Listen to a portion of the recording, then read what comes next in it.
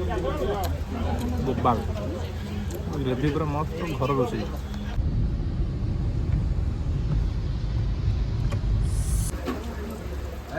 तो पूरा token system देखंतु।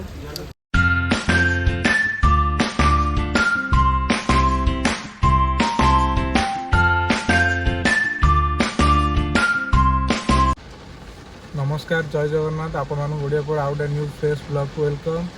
तो आज ओडिया पर छाड़ खाई एत लेट्रे कौन पर है कारण आम घर पूजा पूजी चलता 26-27 तारीख समस्त छाड़ खाई कले किंतु मु करनी जेहेतु मुझे केवल बुधवार शुक्रवार खाए संडे खाएनी तो मझे शुक्रवार थी कि शनिवार थी जेहतु आम घर पूजा था शनिवार पड़ूला भाई तुम छाड़ खाई कर तो अनेक बसला आज दिन को। तो आज वर्षा ढालुची भाई पूरा बढ़िया मटन खायापी आसिक पहुँच जाए डेस्टिनेशन टा कौट मुझे जनइबी मटन टा केमी था भी जनइबी आपण मैंने देखते केते जोर से वर्षा ढालुची पूरा लघुचाप हो चेन्नई अवस्था खराब। आम तो इंडिया आम तो ओडिशा रे अच्छु आशा एमती वर्षा होची हाईवे कर गाड़ी पार्किंग करछि देखिया चलतु मटन टा एंजॉय करिया।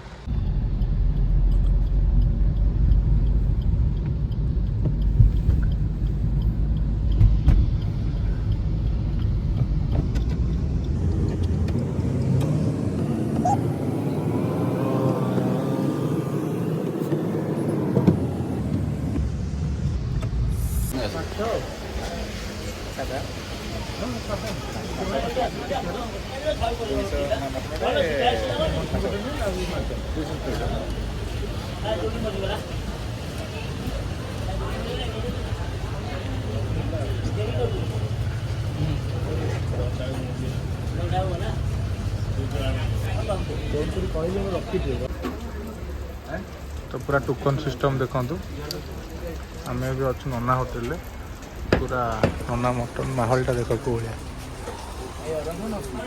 उषुना दे दिखाँ दुटा गोटे मटन गोटे माछ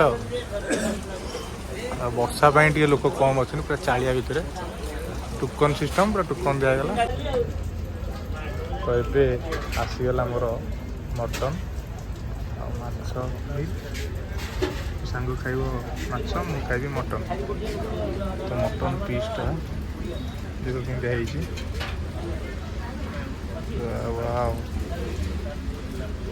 बहुत दिन पर छाड़ खाई थी बोबा ट्राए कर देखिए टेस्टा केमती अच्छी बोबाल ग्रेवी पूरा मस्त घर रोषे भाईर ए मटन खाटा सरला। तो जेहेतु बहुत जोर से वर्षा हो नना चालिया होटेल देखा पसिबल होना मो पक्षे भिड़ भी बहुत थिला। लास्ट टाइम तो खाया सरी आसला मोर बहुत लोग होगले तो वर्षा भी हो फोन भी धरी हेनी भिजी जीव। तो मटन टा पूरा बोबाल होता है भी चर्बी बास्ना को मटन बास्ना अच्छी।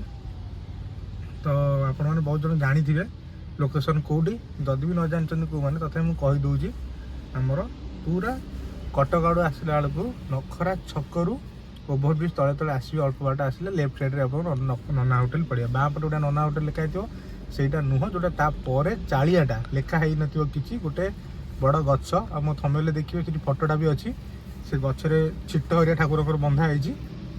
तो से होटेलटा हूँ नना होटेल आउ पूरा चालिया जना भी पड़ोनी एत टेस्ट थी तो आ पूरा खाइबाटा आप देखिए वीडियो रे पूरा शालपत्र दरना आउ प्लेट थाल पत्र सब शाल तो बढ़िया बास्ना भी होता है खायाटा मस्त एंजॉय है। आपण मैंने वीडियो को लाइक करूँ शेयर करूँ सब्सक्राइब करूँ ओडिया पुओ को सपोर्ट करूँ। धन्यवाद जय जगन्नाथ।